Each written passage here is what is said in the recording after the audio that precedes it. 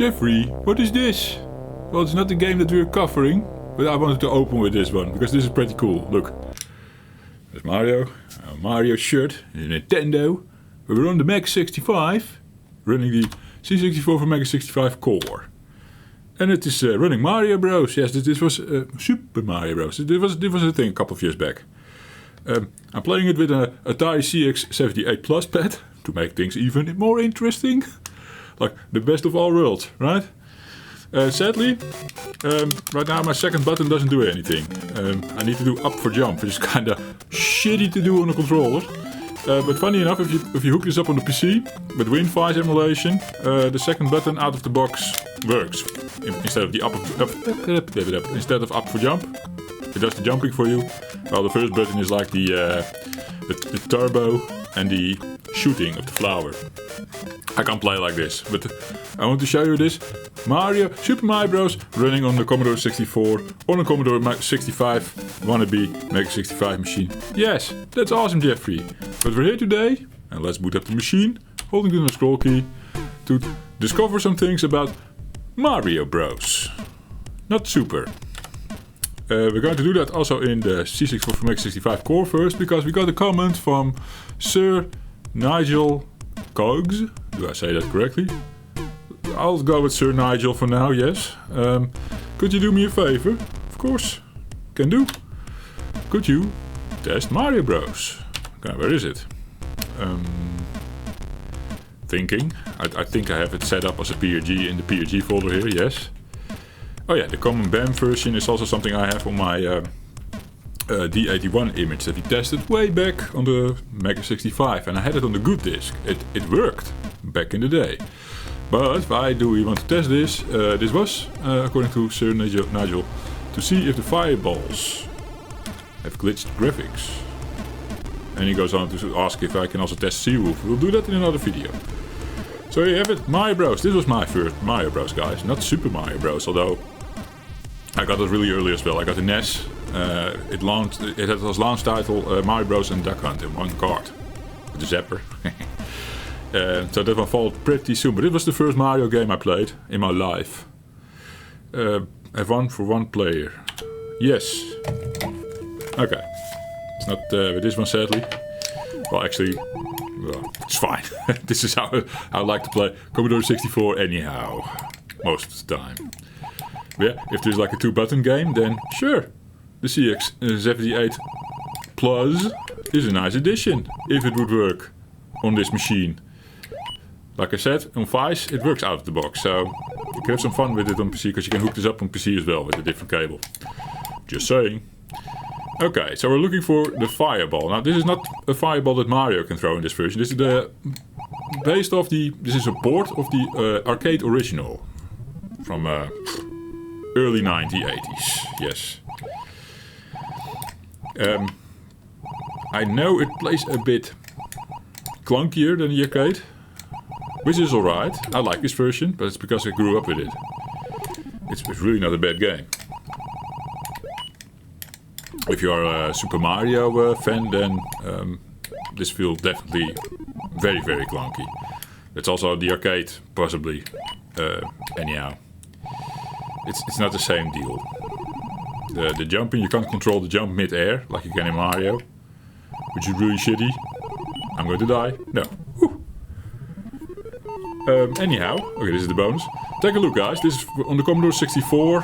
For MEGA65 is just doing a pretty decent job at running the games. I know for sure. But look, well, now it's getting stable. But you saw this flickery thing happening, right? That's how the game deals with multiple sprites. It does instead of the classic multiplexer that the Commodore 64 usually uses, where it can render more sprites on screen based on some raster line trickery. This one does it by alternating sprites on frames. So Commodore 64 in this case on PAL runs 50 frames a second. So on every 25th frame it will swap sprites around, if that makes sense. And that's why you get a flicker. Which is alright, it's playable. We're just taking note of that we can't blame the MEGA65 for being flickery. Because that is happening in the original game. In the Commodore 64. as well. I know for certain. This is also happening on a real one.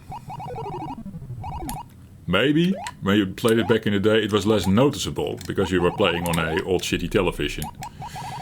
And then the flickering, maybe also with this, what did they call it? The phosphor effect. Is that even a thing on TVs? I don't know. I'm blabbing out of my ass now. Just a technique I saw recently and I was like, maybe it makes sense. That's also how you can emulate around it. With this phosphor method or something. It's keeping the pixels a bit longer on the screen than original is the case if you do it by pure software timings, or hardware timings even as well. It's just everything is so crispy clean right now, you know, on your LCD monitors and stuff. It's really different than back in the day, looking at these old CRT screens and stuff. But hey, I think for the fireball, we're here for the fireball. let's wait on this row and see if the fireball will make itself known to us. There it is. So, I think this is what Sir Nigel means, right? The fireball. It is flickery, but this is what it looks like. Correct me if I'm wrong, Sir Nigel.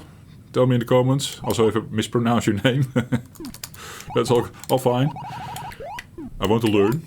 I want to be eaten by the fireball for this nice, cool animation of Mario catching fire. Bam. So, okay, that is what it looks like. Let's boot up the machine again. Doom, doom, doom, doom. I forgot to do it earlier, I think. Mounting the 1984 good disc, the 81. So, tested it back then. Apparently it was fine for me back then. But it could be that I missed the fireball, because this is a thing that of course comes after playing it a little bit and staying on the road too long. Possibly in the level 2, 3 or 4 later. That becomes more of a thing. Here it is. See? Come on, bam. Crack throw again. So let's see if it matches up with what the core is doing with it. Come on, bam. Normally I remember crack throws, as you can see it by -REM. This is CMM. Probably remember didn't do a good crack on this, or the crack failed on the MEGA65 back then. It's also possible. I don't know the details anymore. It has been a couple of years that I tested this on this machine in its Commodore 65 native state. That's what we're testing right now. Okay, have fun to start. Same deal, guys. The colors might be a bit different. Although these are tweaked colors from the original MEGA65 color palette. It was also a nice little project that someone brought up. Sorry, forgot your name. It was one from the Discord, I know. The MEGA65 Discord. I'm so bad with remembering names, I don't know why. I don't store that information for some reason. It's like my brain has different priorities. I saw the critter just go through the lives like he was behind the lives. The lives are in front of the turtle that we just killed. So when they come out of the pipe on the left side, you see them go behind the lives. But good thing, I just noticed it as well on the C64 core for MEGA65. So I'm going to assume that is normally the thing how it works, if you know what I mean. I could test on real hardware. I have the original bread bin device sitting next to me, which I can hook up to my frame grabber, the frame meister, I should say, not the frame grabber. And the frame meister goes into the frame grabber. And then we can have the original output as well on screen. But yeah, maybe for another time. Some back-to-back comparisons with the old beast. Some trouble always with the old hardware. So that's why I'm really happy with this new era of FPGA magic. And it's a nice place. It's a nice era to be alive in, I guess. That's what I wanted to say. Yeah, loving these things, loving these machines. So far, I don't see anything wrong with the game. Do you guys? It all feels the same, right? MEGA65 does it really well. Let's wait for the fireball on the next screen while we lock in this bonus. So we go back to standing on this row here, because there's always a strategic good row to be at. Also see if we can play the game a little. This is always not nice. Up. Up. Well done, Jeffrey. Masterful play, man. I know. I have to get adjusted again to this game, to be honest. Play too many Marios on the Nintendos. Yes. Well, we also have nice feeling platformers on the Commodore 64 nowadays too. This is just, yeah, an old one. Yeah. And technically we did have really nice feeling platformers already. In 1984, right? I'm thinking. I was going to say Jumpman, but Jumpman doesn't control your character in the air either. Is that really a new thing? I wonder. Did Mario invent that, or... I don't think so, but okay. Could be. I can't think of any example of where platforming was really awesome already in the early days. This is just as good as it gets, I suppose. Yeah. Or of course Donkey Kong, yeah. Which also has the jumping locked in, right? You can't control mid-air in Donkey Kong. The arcade Donkey Kong we're talking about. Also ported to the Commodore 64. Covered on the channel already. Oh. This is dicey, yeah. I was going to wait for the fireball. I'm so distracted, guys. Okay, let's do it. Let these guys pass. For the fireball, you really need to sit in the same position. It's spawning. It's spawning. Doesn't look glitched to me. Something wrong with this, sir? Sir Nigel?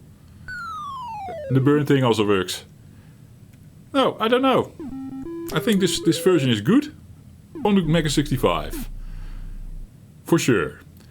Now, if you do have problems with this, do check if you are on the latest kernel and the latest firmware, of course. You can go into the no scroll key while booting up. Boot up the machine. Dum, dum, dum, dum. So in this menu, you could basically flash this slot to the latest core, the MEGA65 core. And then if you boot up into the core, there's also like a little kernel version. It says so on the top here, basic 65 V920395. That's what I'm running right now, which is pretty recent.